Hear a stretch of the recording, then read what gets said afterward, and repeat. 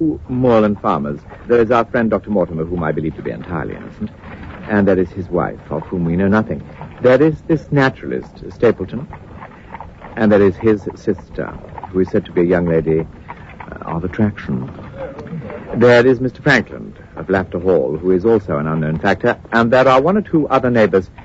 These are the folk who must be your very special study. Watson and Sir Henry arrive at Baskerville Hall to learn that a notorious murderer named Selden has escaped from a nearby prison and is loose on the moor. Watson makes the acquaintance of the naturalist Stapleton, who explains that the moor can be a very dangerous place. Then Watson meets Stapleton's sister Beryl, who mistakes him for Sir Henry. She begs him to return to London at once, but quickly changes the subject when her brother comes near. Later, when Dr. Watson presses her for an explanation, she protests that she cannot say anything definite. Mysteries and complications continue to grow. Both Watson and Sir Henry have heard the sound of a woman sobbing at night, but the butler, Barrymore, denies hearing anything. And then Watson sees that Sir Henry is becoming romantically attracted to Beryl Stapleton. Watson has secretly followed Sir Henry to a rendezvous with Beryl Stapleton that is rudely interrupted by her brother's arrival. Beryl and her brother have walked off, and Watson has joined Sir Henry as we join Episode 6 of The Hound of the Baskervilles.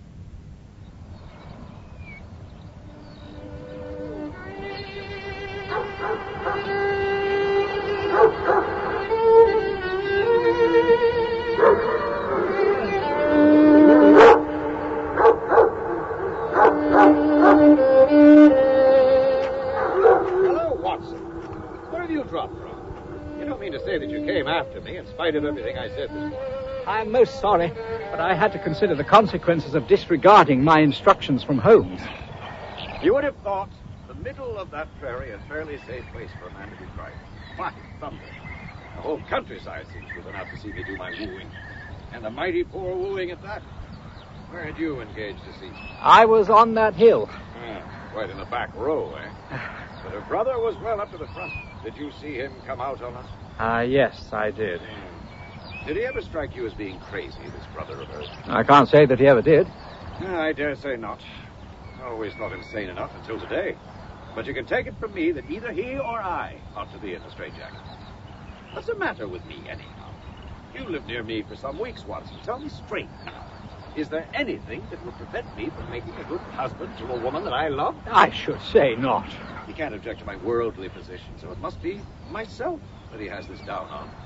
What has he against me? I never hurt man or woman in my life that I know of.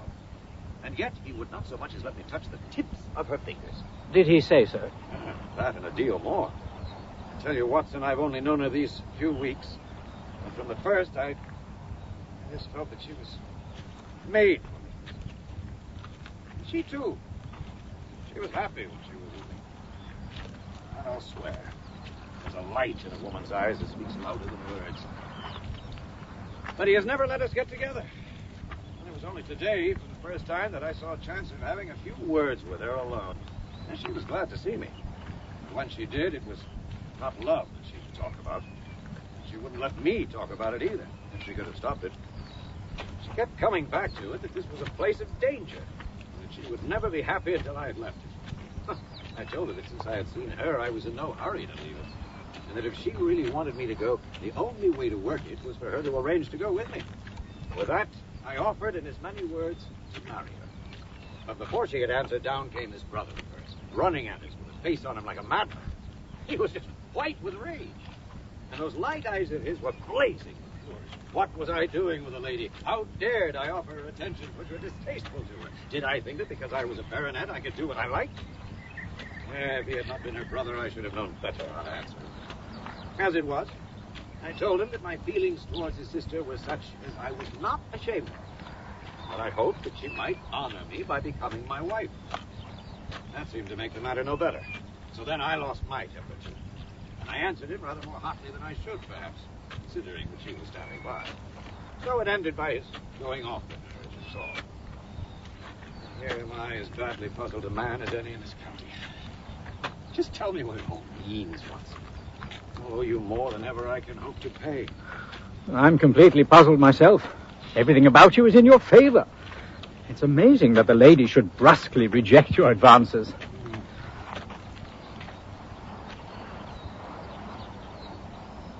Stapleton visited Baskerville in the afternoon to offer his apologies for his rudeness. He asked for a long private interview with Sir Henry, and the upshot of their conversation was that the breach is quite healed, and that we're to dine at Merrypit House. I don't say now that he isn't a crazy man. I can't forget the look in his eyes when he ran at me this morning. But I must allow that no man could make a more handsome apology than he has done. And did he give any explanation of his conduct? His sister is everything in his life, he says. That is natural enough, and I am glad that he should understand her value. They have always been together, and according to his account, he has been a very lonely man with only her as a companion, so that the thought of losing her was really terrible to him.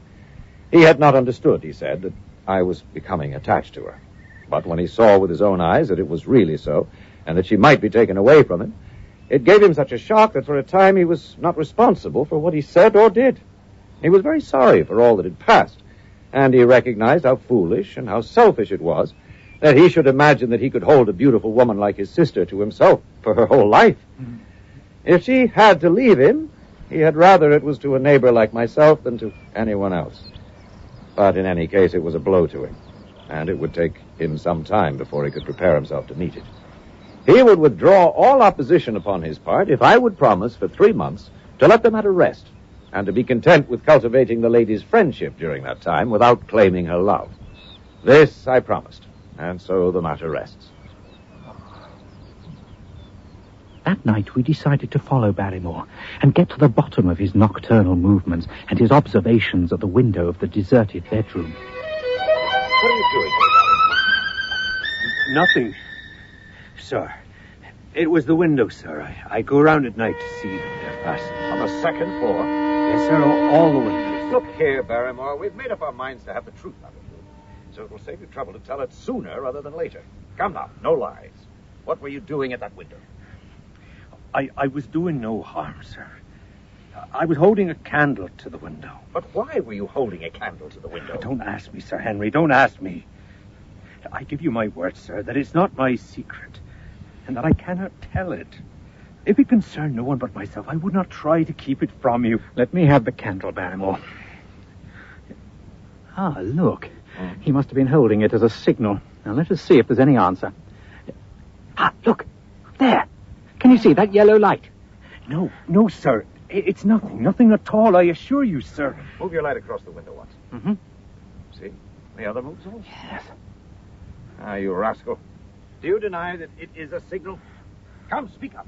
Who is your confederate out there, and what is this conspiracy that is going on? It is my business and not yours. I will not tell. Then you leave my employment right away. Very good, sir. If I must, I must. And you go in disgrace. My thunder, you may well be ashamed of yourself. Your family has lived with mine for over 100 years under this roof. Here I find you deep in some dark plot against me. No, sir. Mrs. Barrett. Sir, it was not against you. We have to go, Eliza. This is the end of it. You can pack our things. Oh, John, have I brought you to this? It is my doing, Sir Henry, all mine. He's done nothing except for my sake and because I asked him. Speak out, then. What does it mean? My unhappy brother is starving on the moor. We cannot let him perish at our very gates. The light is a signal to him that food is ready for him, and his light out there is to show where he is. And your brother is... The escaped convict, sir. Selden. The criminal. That's the truth, sir. I said it was not my secret and that I could not tell it to you. But now you've heard it, and you will see that if there was a plot, it was not against you. I find it astonishing, Mrs. Barrymore, that you should be of the same blood as one of the most notorious criminals in the country. Yes, sir.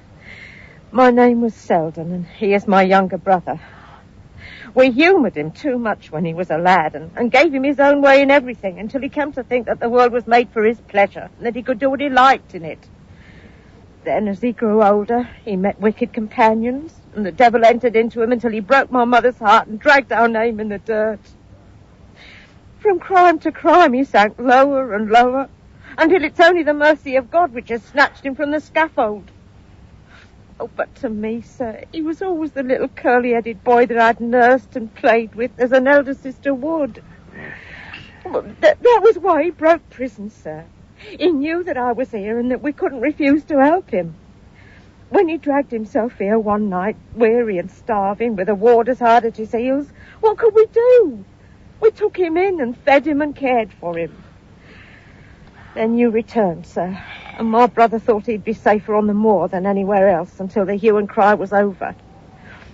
So we lay in hiding there. But every second night we made sure if he was still there by putting a light in the window. And if there was an answer, my husband took out some bread and meat to him. Every day we hoped that he was gone. But as long as he was there, we couldn't desert him. That's the whole truth, as I'm an honest Christian woman. And you'll see that if there is blame in the matter, it doesn't lie with my husband, but with me, for whose sake he's done all that he has done. Is this true, Barrymore? Yes, Sir Henry. Every word of it. You cannot blame me for standing by your own wife. No. Forget what I have said. Go to your room, you two. We shall talk further about this matter in the morning. Thank you, Master. Thank you, Sir Henry. Now that they've gone, Dr. Watson, I'll open the window and see if he is still out there. It's still glowing quite a way out. I wonder he dares. It may be so placed as to be only visible from here. Very likely. How far do you think it is? Out by the cleft tor, I think. Not more than a mile or two off. Oh, hardly that. Well, it cannot be far if Barrymore had to carry out the food to it. And he is waiting, this villain, beside that candle. By thunder, Watson. I am going out to take that man. I'll come too. Then get your revolver and put on your boots. The sooner we start, the better, as the fellow may put out his light and be off. We hurried through the dark shrubbery, amid the dull moaning of the autumn wind and the rustle of the falling leaves. The night air was heavy with the smell of damp and decay. Now and again the moon peeped out for an instant, but clouds were driving over the face of the sky. And just as we came out on the moor, a thin rain began to fall. The light still burned steadily in front. Are you armed? I have a hunting crop. We must close in on him rapidly, for he's said to be a desperate fellow. We must take him by surprise and have him at our mercy before he can resist. I say, Watson, what would Holmes say to this? How about that hour of darkness in which the power of evil is exalted? Heavens! What's that, Watson? I don't know. It's the sound they have on the moor. I've heard it once before. Watson, it was the cry of a hound. What do they call this sound? Who? The folk of the countryside. Oh, they're ignorant people. Why should you mind what they call it? Tell me, Watson. What do they say of it?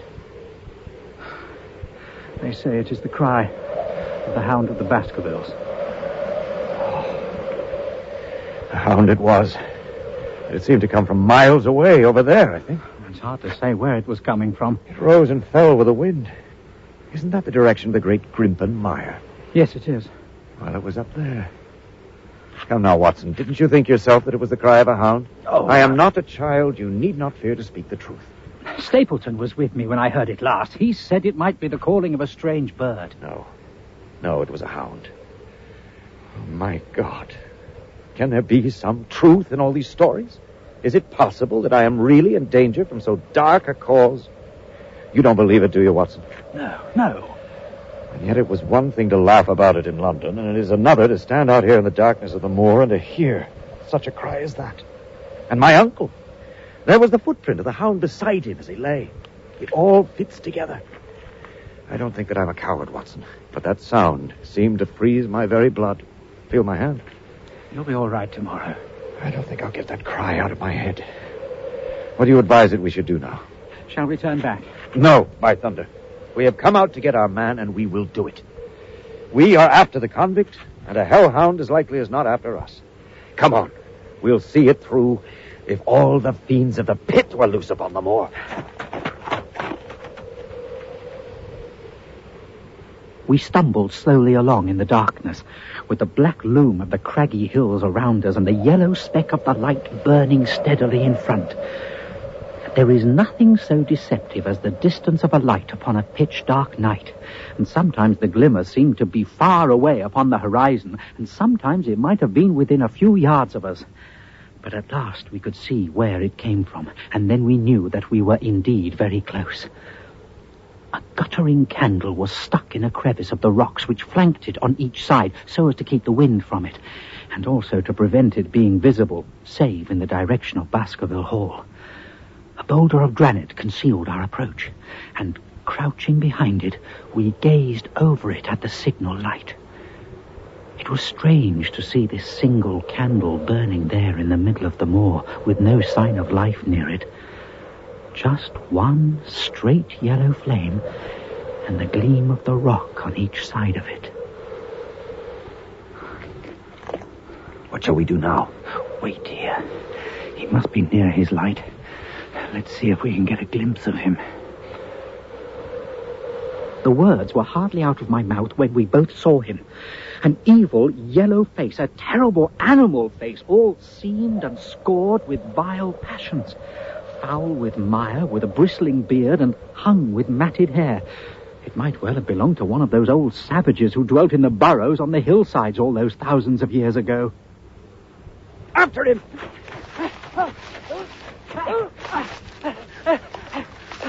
Oh, he's a fast runner. What about your gun? I brought it to defend us, not to shoot an unarmed man. Oh, he's too quick for us. No, it's no use. We'll never catch him. Oh, good God. Look at that. The moon was low behind a jagged pinnacle of granite.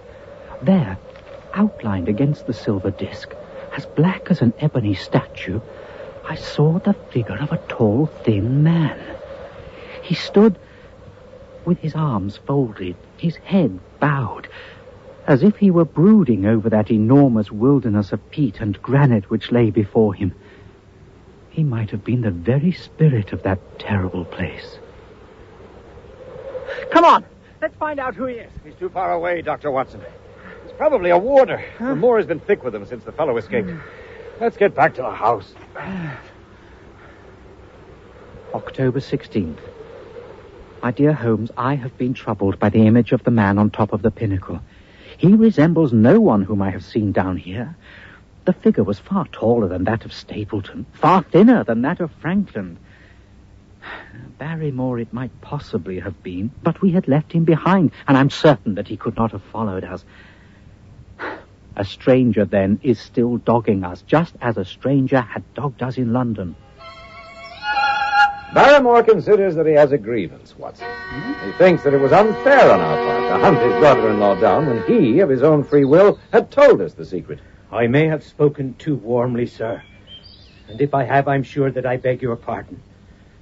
At the same time, I was very much surprised when I heard you two gentlemen come back this morning and learned that you had been chasing Selden. Poor fellow has enough to fight against without you putting more upon his track. If you had told us of your own free will, it would have been a different thing. You only told us, or rather your wife only told us, when it was forced from you, and you could not help yourself. I didn't think you would have taken advantage of it, Sir Henry. Indeed, I didn't. The man is a public danger. There are lonely houses scattered over the moor, and here's a fellow who would stick at nothing. You only want to get a glimpse of his face to see that. Look at Mr. Stapleton's house, for example, with no one but himself to defend it. There's no safety for anyone until he is under lock and key. He'll break into no house, sir. I give you my solemn word upon that. Indeed, he will never trouble anyone in this country again.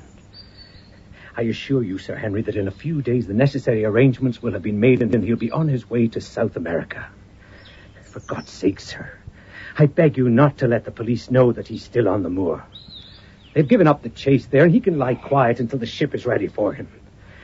You can't tell on him without getting my wife and me into trouble. I beg you, sir, to say nothing to the police. What do you say, Watson? Well, if he was safely out of the country, it would relieve the taxpayer of a burden.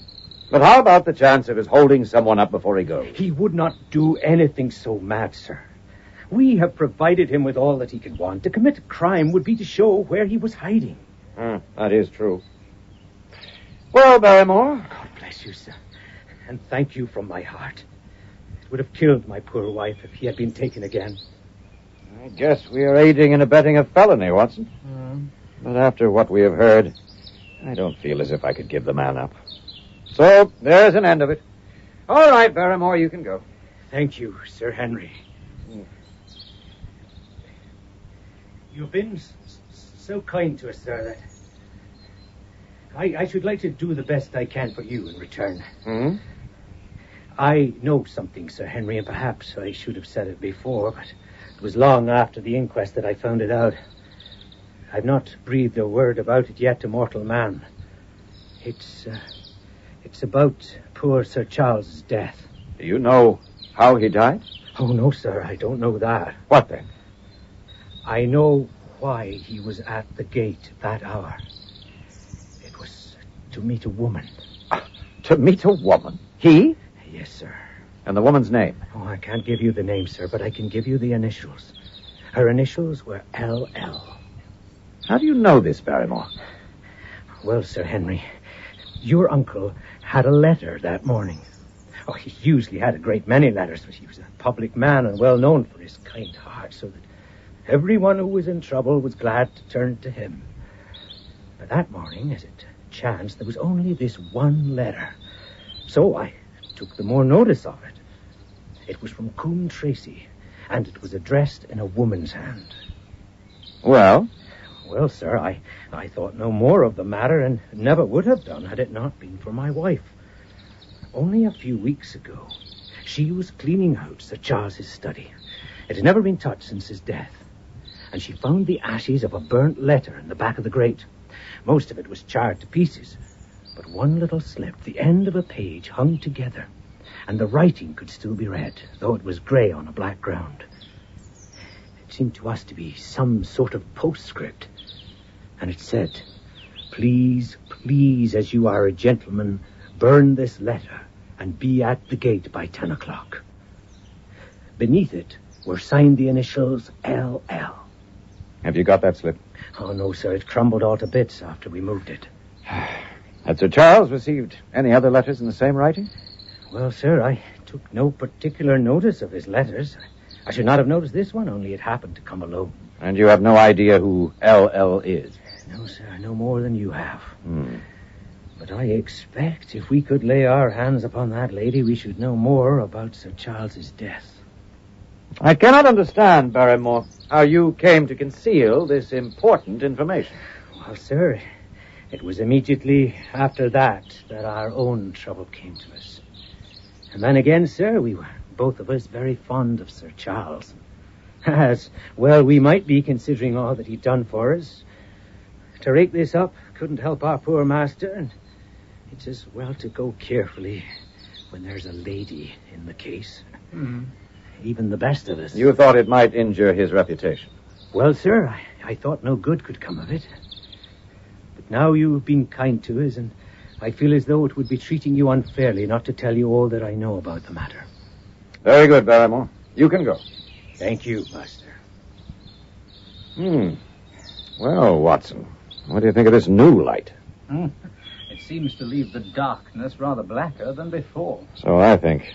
But if we can only trace L.L., it should clear up the whole business. We have gained that much. We know that there is someone who has the facts. If we can only find her. What do you think we should do? Let Holmes know all about it at once. It'll give him the clue for which he's been seeking. I am much mistaken if it does not bring him down. On October 17th, I found the Black Tor upon which I had seen the solitary watcher. And from its craggy summit, I looked out myself across the melancholy downs. Rain squalls drifted across their russet face, and the heavy slate-coloured clouds hung low over the landscape, trailing in grey wreaths down the sides of the fantastic hills. Nowhere was there any trace of that lonely man whom I had seen on the same spot 2 nights before. Dr. Mortimer gave me a lift in his dog-cart on the way back to Baskerville Hall. Where in God's name would a tiny spaniel dog go on this moor? The possibilities are infinite. Well, one thing's for sure, it hasn't returned. It's most distressing. By the way, Mortimer, I suppose there are few people living within driving distance whom you do not know. Hardly any, I think. Can you then tell me the name of any woman whose initials are LL? No. Well, there are a few gypsies and labouring folk for whom I can't answer, but among the farmers or gentry, there's no one whose initials are those. Wait a bit, though. There's Laura Lyons. Oh, but she lives in Coombe Tracy. Who is she? She's Franklin's daughter. What? Old Franklin the crank? Exactly. A mysterious stranger is revealed. That's next time on Sir Arthur Conan Doyle's The Hound of the Baskervilles, adapted for radio by Tim Crook and directed by Richard Shannon. David Peart was Dr. John H. Watson. Other members of the cast were Stephen Thorne as Dr. Mortimer, Bill Roberts as Sir Henry Baskerville, Joe Dunlop as Barrymore, and Marlene Sidaway as Eliza Barrymore. Support for this program comes from National Public Radio member stations and NPR, whose contributors include LexisNexis, helping legal, business, and government professionals collect, manage, and use information, and the Lila Wallace Reader's Digest Fund, helping people to make the arts part of their everyday lives. I'm Steve Zakar. This is NPR, National Public Radio.